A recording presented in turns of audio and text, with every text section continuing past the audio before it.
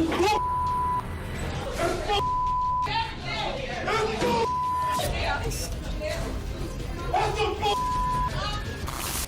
name is Mr. Greenman. I'm the federal witness of the United States federal government. I demand respect. Leave us! Leave us! Leave us! Leave us! Leave us!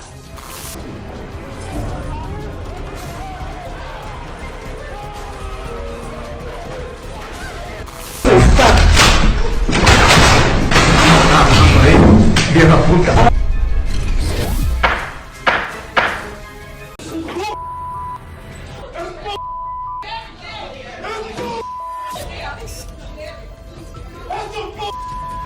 Next, we're in Bastrop, Texas for a verdict. 31-year-old Daniel Willis has been charged with murder. 2.5 years earlier, police say Willie Thomas got into a physical altercation with his son, Chris Thomas. Amy Vela, Chris's girlfriend, called 911.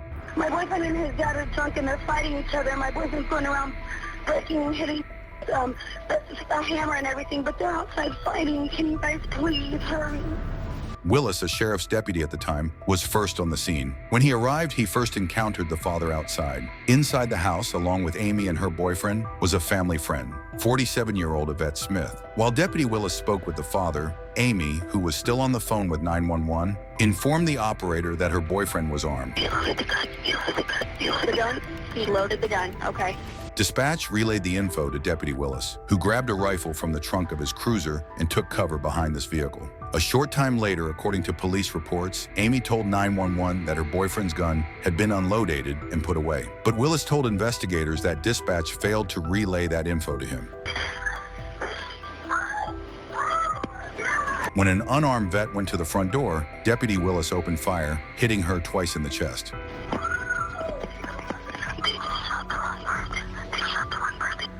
Yvette was rushed to a hospital but died from her injuries. Willis, who later told investigators he believed Yvette was holding a gun, was charged with murder and fired from the sheriff's department. He pled not guilty, and his initial trial ended in a hung jury, 8-4 in favor of guilt. The state decided to try the case again, but this time Willis waived his right to a jury trial, which put the decision in the hands of Judge Albert McKay Jr. Today, with Yvette's mother and several family members inside the emotional courtroom, Willis appears before the judge to hear the verdict. In this situation, there is plenty of blame to go around, and there are several people beyond Daniel Willis who shared this tragedy that eventually took the life of Yvette Smith.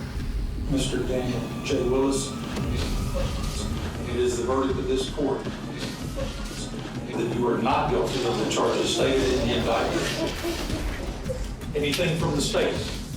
No. Anything further from the defense? No. These matters are adjourned. Two of the victims' family members immediately run out of the courtroom. Some console each other, while others speak up.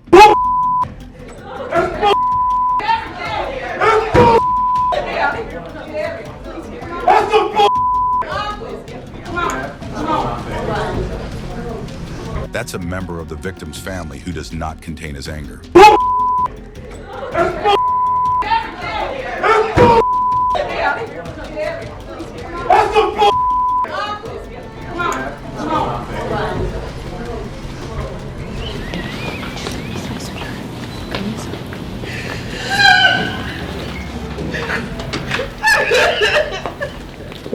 Told y'all these hoes down here, man. Some bull. He's wrong. He murdered my daughter. He murdered her.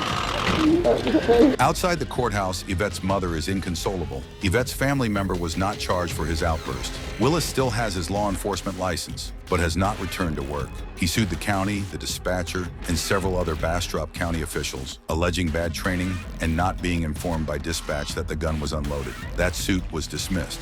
Yvette's family filed a $5 million wrongful death suit against the county and the county sheriff, alleging negligent hiring and inadequate weapons training. The case was settled for $1.2 million. You got it. Honey, get on her side. Thank you. I'll be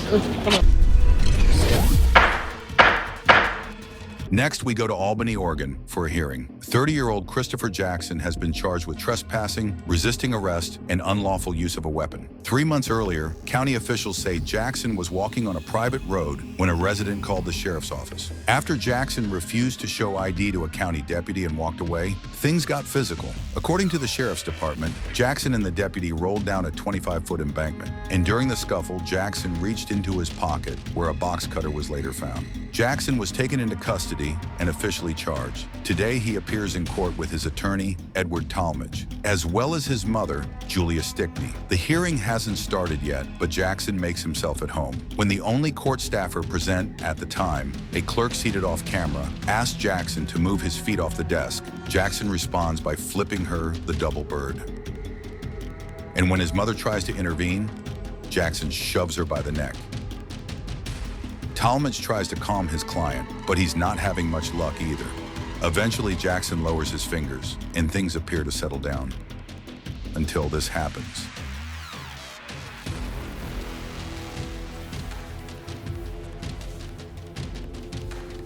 Jackson grabs a chair, but his mom stops him from doing anything with it. But he just grabs another one and charges at the clerk. Talmadge quickly comes to the clerk's aid as the group crashes under a desk, causing this clock to topple over. The clerk breaks free and motions to a deputy who's just entered the courtroom. A second deputy arrives just as Jackson's mother, who appears frustrated, takes a seat. The deputies assist Talmadge, who's pinned Jackson underneath the desk. One of the deputies removes his taser and points it in Jackson's direction. But as Talmadge steps away, it looks like the taser won't be necessary. When the deputies pull Jackson out from beneath the desk, they place him in cuffs and take him into custody. The court clerk and Jackson were both unharmed during the scuffle, but Talmadge, who no longer represents Jackson, suffered multiple scratches to his face and was bitten on his arm and hand. The deputies suffered bite marks. They were treated and released from a local hospital. Jackson was later charged with assault, menacing, and unlawful use of a weapon. Pled not guilty, but was convicted in court and sentenced to 6 years in prison. As for his original charges, he was sentenced to 30 days jail, concurrent with previous sentences. He was acquitted on charges of second-degree criminal trespass and unlawful use of a weapon. Next, we're in Jacksonville, Florida for an arraignment hearing. 24-year-old Rake Mitchner is accused of kidnapping and 2 counts of sexual battery. 4.5 years earlier, a woman riding her bicycle through the Five Points neighborhood of Jacksonville was attacked by 3 men, dragged behind a building, and raped. DNA evidence collected did not match up with any existing offenders, and police had no other leads. The case went cold for 4 years until a national database matched the DNA samples to 20-year-old Stanley Armitage, who had recently pled guilty to home invasion in Oregon. When questioned about the Jacksonville sex assault, Armitage confessed and implicated 2 other men, Mitchner and 19-year-old Martin King. Armitage and King were both charged and held without bond. Mitchner was charged. He was already in prison for an armed robbery he committed in Jacksonville a year after the raid. Today, Mitchner appearing before Judge Charles Coffer for a routine arraignment. But things take a turn when Mitchner suddenly lashes out.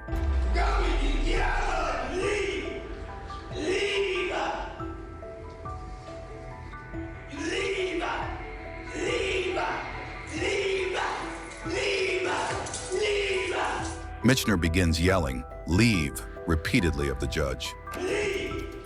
Leave! Mitchner's own lawyer seems surprised, then a bit confused by his client's reaction. Leave! Leave! Leave! After done yelling at the bailiffs, Mitchner's time in front of the judge is over.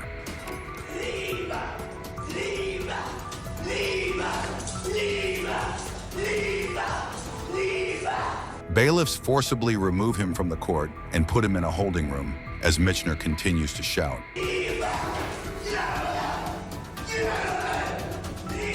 Mitchner was declared not competent to stand trial and placed in a mental health care facility. After treatment, his prosecution resumed. 6.5 years after the rape, Mitchner pled guilty and was sentenced to 25 years in prison and 10 years of sex offender probation. Stanley Armitage also pled guilty and was sentenced to 23 years in prison and 10 years of sex offender probation. Martin King took a plea deal and was sentenced to 7 years in prison for aggravated battery. He was released in 2020.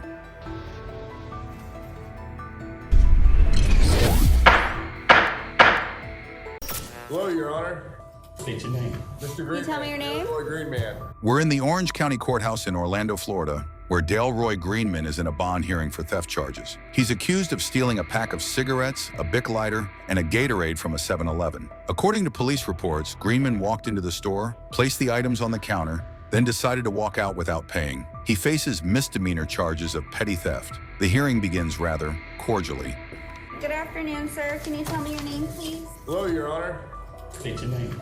Mr. Greenman. tell me your name? Roy Greenman. But Greenman, whose bond is set at $250, listens closely. When Judge Carly Wish asked the state if they have a better offer, that might get him out of any jail time. You were arrested for petty theft. Did you find probable cause? Miss Kenny Swanson, did you have an offer? I did not, Your Honor. No offer? Is that due to the out-of-state criminal history? Yes, Your Honor. Prior to today's hearing, Greenman was charged with tampering with evidence in another case, which potentially elevates his current misdemeanor charge, and Judge Wish is about to break the news. So, Mr. Greenman, you have prior history out of state, and so the state may enhance this offense to a felony based on your prior. So I can't do anything with your case today. I am going to appoint the public defender for you. That's horse. You do whatever the you want. Excuse me? My name is Mr. Greenman.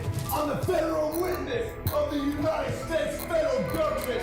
I demand some respect. You. Let's go to jail for how long y'all did and figure out what you're All right, he can be removed once y'all get him out. now. Greenman erupts after the judge tells him that the state may raise his charges from a misdemeanor to a felony. That's horse. You do whatever the you want. Excuse me? My name is Mr. Two officials on hand move in swiftly to restrain Greenman, but before they grab his wrists, he rips off his mask and begins shouting that he's a federal witness. Greenman. I'm the federal witness of the United States federal government. I demand some respect. You. Greenman's hauled out of the courtroom and back into custody. Then Judge Wish, seemingly unfazed by the outburst, just carries on with the business of the day without missing a beat. All right then. No contact with any victims or witnesses in the case. And I'm gonna set his bond at $1,000. Dale Roy Greenman's bond was increased from $250 to $1,000. According to court documents, he was released on reconnaissance a week later, which means he signed a document promising that he'd appear at his next court date. Shocker, Greenman failed to show up at that pretrial hearing, and he was arrested. During his arrest, Greenman allegedly attacked a deputy by punching him several times in the face and head. The Larimer County Sheriff's Office says an inmate at the county jail assaulted a deputy. That deputy opened a cell door on Wednesday night to give Dale Roy Greenman his evening food. That's when Greenman attacked that deputy, punching him several times in the face and the head. The deputy ended up taking him to the ground as another came around and used a taser to gain control. There were no serious injuries. Greenman was actually booked last week for obstructing a peace officer. He now faces an additional assault charge.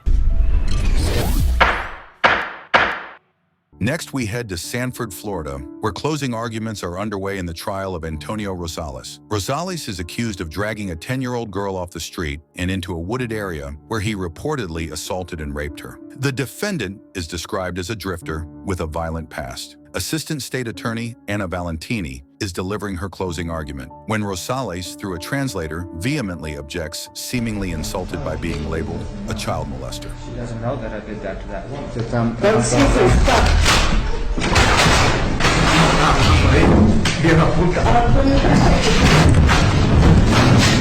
Let's take the Jacoria for police. Rosales grabs a keyboard and smashes the computer monitor on the defense table.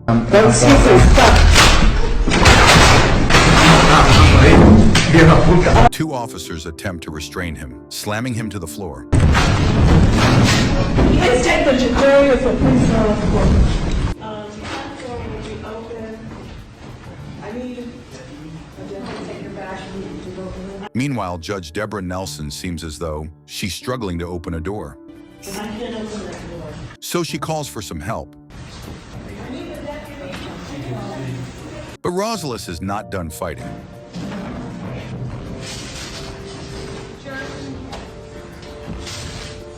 Finally, with the help of additional officers, Rosales is cuffed and then carried out of the courtroom.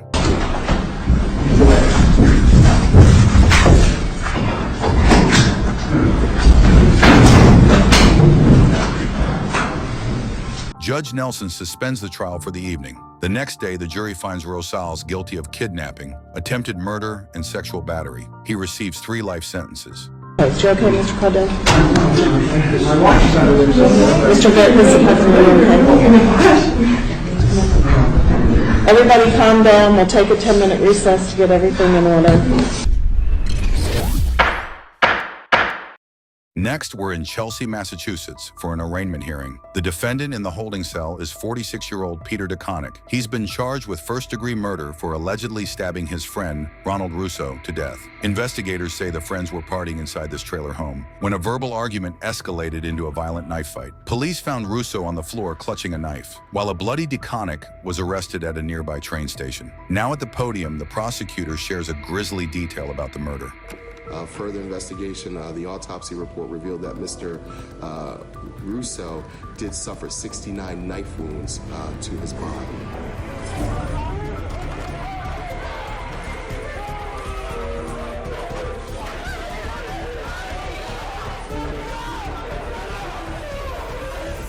The mention of the number of stab wounds appears to enrage the victim's brother, who charges toward the defendant. Did suffer 69 knife wounds to his body.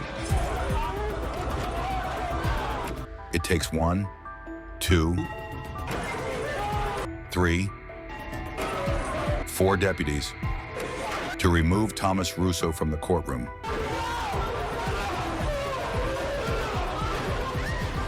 Russo's arrested following the outburst and is charged with disturbing the courtroom and resisting arrest. He was later released on a personal reconnaissance bond after telling the judge that he needed to make funeral arrangements for his slain brother. As for the defendant, Peter DeConnick, he's later found guilty of first-degree murder and sentenced to life in prison.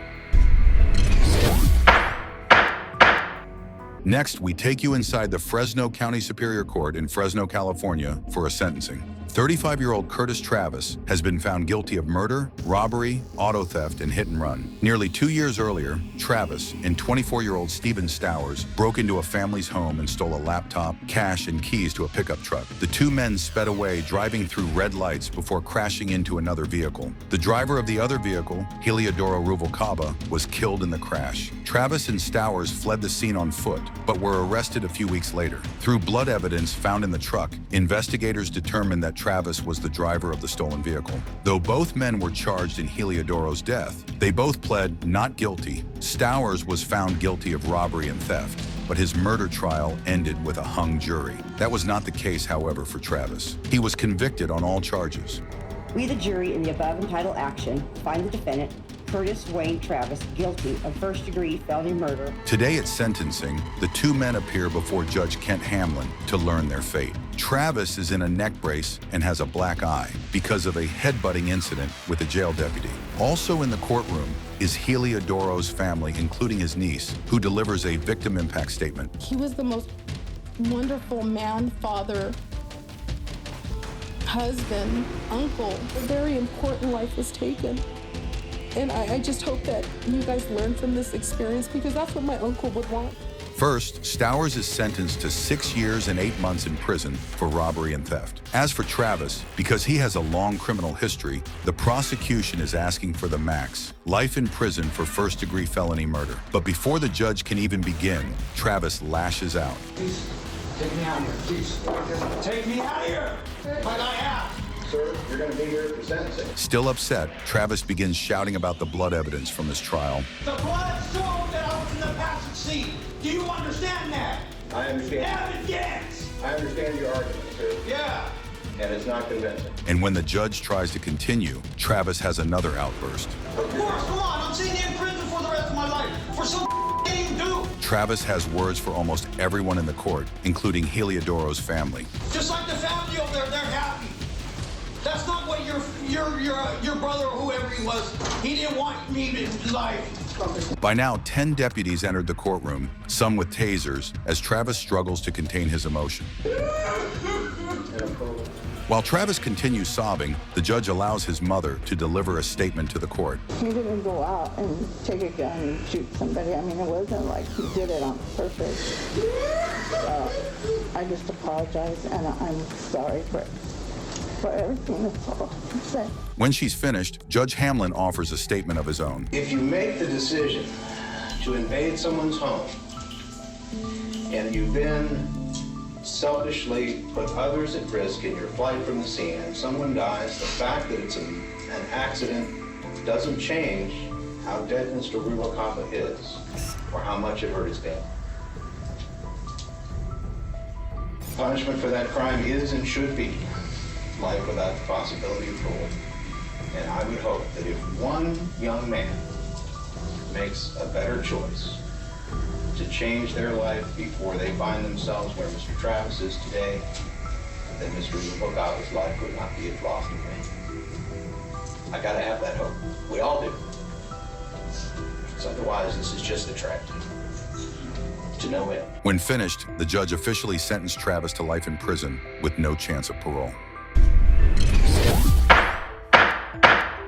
Next, we go to a bond hearing in Ashland, Ohio. 22-year-old Brock McKini has been charged with domestic violence and aggravated medicine. A day earlier, McKini, who's currently free on a recognizance bond for a number of driving offenses, was having an argument with his ex-girlfriend when the woman's grandmother, who lives 2 doors down, called police. They arrived with weapons drawn, believing McKini was armed.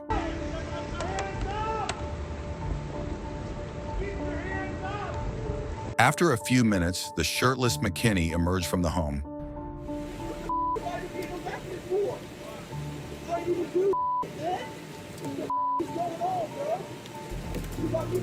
As police took McKini into custody, he was clearly upset. The next day, McKini, who's appearing without an attorney, is brought before Judge John Good to learn if he'll make bond. The judge will also decide whether to issue a temporary protection order against McKini. I'm sorry, what did you say? Before the hearing even starts, McKini uses some colorful language that the judge does not appreciate. I'm finding the defendant in direct contempt for the profanity and disrupting the proceedings. Yeah, Steve. Anything you want to say before I sentence you for contempt? Yes, Your Honor, I never had nobody. I never had no gun. No, well, you just said right here that I'm finding you in contempt for it. Is there anything you want to say before I sentence you for it? For direct contempt of court? You think I should have to put up with that sort of behavior? Absolutely not. But I didn't. What are you going to say? Guns pulled in my face. What would you like to say before I sentence you for direct contempt? 10 days. Yeah. Use that kind of language again, disrupt this hearing again, it'll be 30. The judge continues with the hearing, but McKini decides he's not interested in sticking around. I just went out of here, man. This is for a day, man. I don't give a for real, I don't give a hold a second, so once again, I'm going to find your defendant in direct contempt. That's fine, but I didn't do anything else you want to say? 30 days.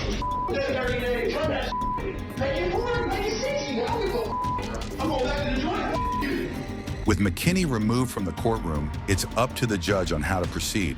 All right, since the defendant is not going to participate, what's the state's position on TPO here? Want to go forward in his absence?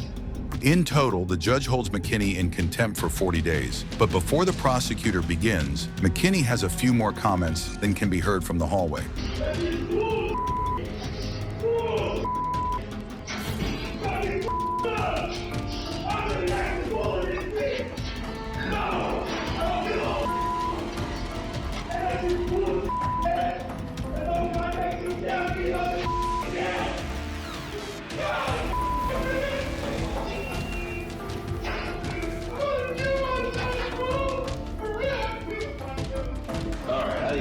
you down. The prosecutor calls Officer Connor Black, who was at McKinney's home the night of the arrest, and spoke to the alleged victim. Did you speak with them following that? I did.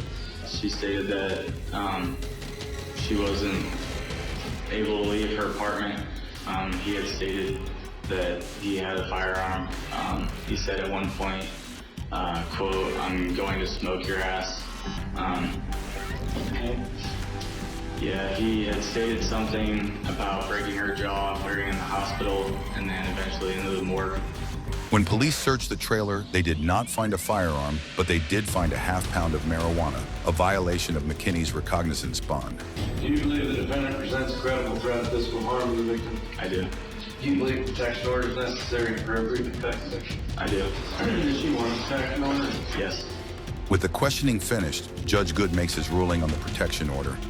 You're going to find that the defendant constitutes a credible threat of physical harm to the alleged victim and to others, and that he has had the opportunity to participate in this hearing, and he's chosen not to do so. I am going to grant the temporary protection order.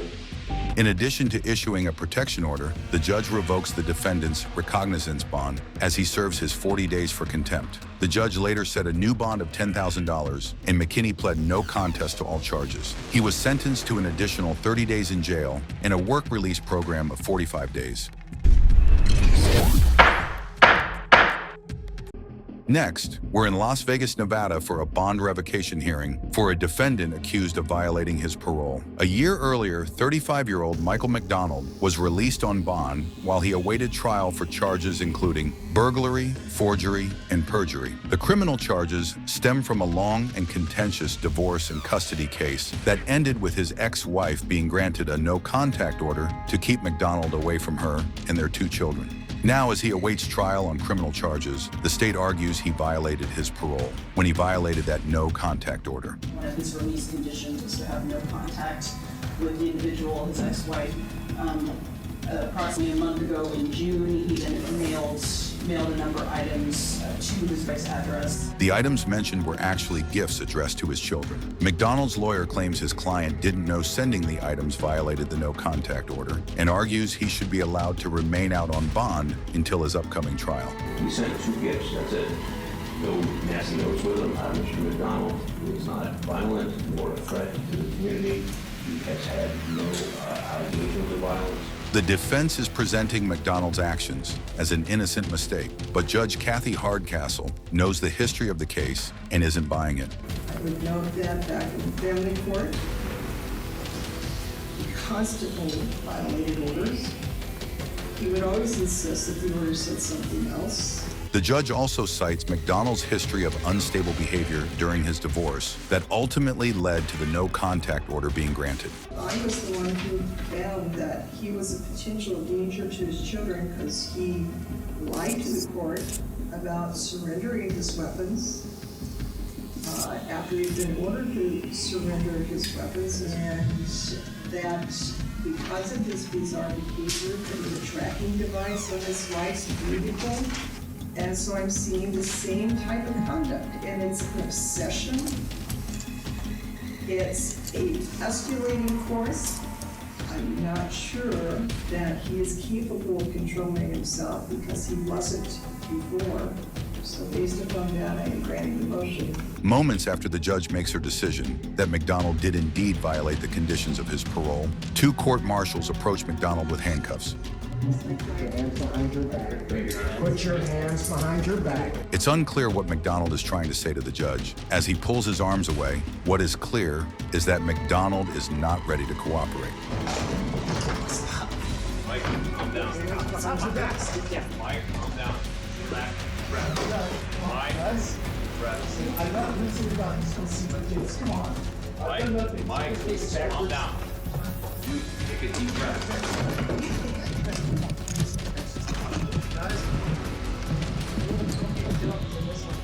Assistance in 15 charges. 15 charges. Stop. Come on. Please. As you can hear, McDonald's attorney calmly tries to get him to settle down. Mike, stop fighting with them. They're helping with stuff on you. Don't fight. Understand? But as he continues to resist, even with the threat of being tased, his lawyers had enough. Mike, put the handcuffs on, or I'll put them on myself. I'm on your side, Mike. Put your out of line. As additional officers come to restrain McDonald, he continues to plead his case. I just want to see my kids now getting prosecuted as an enemy of the state. I just want. I've done nothing. Michael McDonald was found guilty of multiple counts of burglary, forgery, and perjury in relation to his divorce case, and was sentenced to 24 to 68 months in Nevada State Prison, with credit for 215 days served. And for refusing to be handcuffed during the hearing, McDonald picked up an additional charge of resisting an officer. Lawyers are about as popular as Darth Vader and the tax collector, but no matter what you think about them, you had to feel awful for that attorney who got knocked out cold by his own client in a Kentucky courtroom this week. Well, the good news is public defender Doug Krickmer is out of the hospital, and he's back at the very courtroom where it all happened for us this morning. Doug, good morning to you. This is Peter Hafer. He is inside Scott County Circuit Court in Georgetown, Kentucky. Peter Hafer really doesn't want this man, court-appointed lawyer Doug Krickmer, to handle his case. Present me no more. Well, and the issue's that he just ain't doing nothing. He ain't doing nothing. 30-year-old Hafer was recently arrested for burglarizing a local Kmart store. Today at his pretrial hearing, he's begging the court for a new attorney. Part of legally what Mr. Hafer wants is not permissible or would not be allowed by the court. I've tried to explain that to him. Yeah, explain that. Are you asking the court to represent yourself then? No. Because, you know, Mr. Krickmer has obviously several cases on this docket. Every time he tells me something, he lies. So, I mean, you know, his word is no good. So how can I trust anything he says? There's not an attorney in this town that's ready for a trial on February the 25th or the 27th, and I'm not going to continue it at this point in time. He don't even care. When I try to explain something to him, all he does is when I'm talking to him, back out the door. Hafer just can't seem to get his point across. I'm telling you, this ain't working. I'd rather have the prosecutor be my attorney than him. He'd probably give me a better trial. It looks like Hafer and Krickmer are stuck with each other. You got two guys here that are talking about one another as if the other guy's not even in the room. You can just feel that tension between these guys. You know something's going to happen. Unfortunately, Mr. Hafer doesn't get to pick and choose his public defenders until such time as Mr. Barnes signs somebody else. I'll continue representing. He just pops him right in the face. Well, he definitely one-shotted me, that's for sure.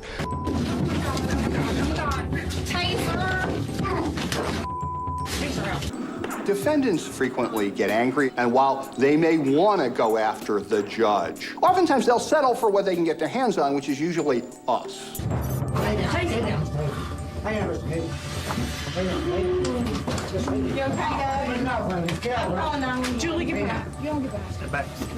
Watch that again.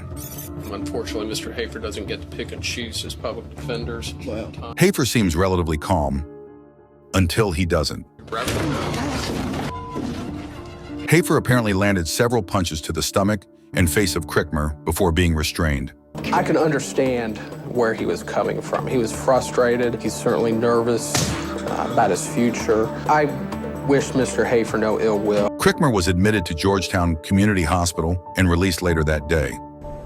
I've had some bruising in the face, some swelling. I had a cut on my cheek. They took me to the hospital after it occurred, ran a CT scan, checked me over, and came out okay. Although he did not file assault charges, Hafer was later found in contempt and sentenced to 6 months in prison. Also, Hafer eventually got the new attorney he requested, but was still found guilty of third-degree burglary and sentenced to a year in prison. I should state, as a public defender, a majority of my clients are mentally ill or have a mental illness. Mr. Hafer's case, and I certainly don't fault him or blame him or wish him any ill will.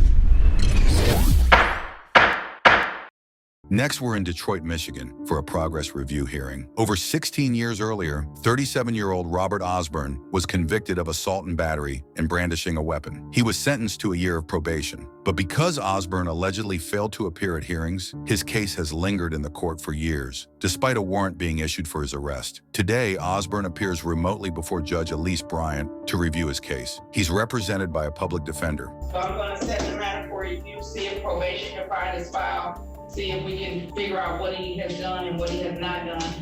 Mr. Osborne is going to come back to the court March 6th. March 6th at 10 o'clock.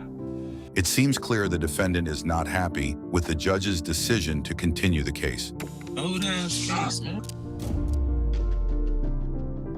I'm sorry, what you say? Come on, speak your truth, Mr. Osborne, because we're tired of the case too. Judge Bryant doesn't appreciate Osborne's comments. He bladed his body to the court, turned his head from the court, ignored the court when I was talking to him. So I just changed my mind. He's tired of the case, and so am I. We're going to just adjourn the case till tomorrow. Mr. Osborne is going to come in person, and we're going to close this case out. Anything further? Judge, is there any way the court would... No, I'm sick of the case too. And so tomorrow, we're no longer going to have to deal with the case.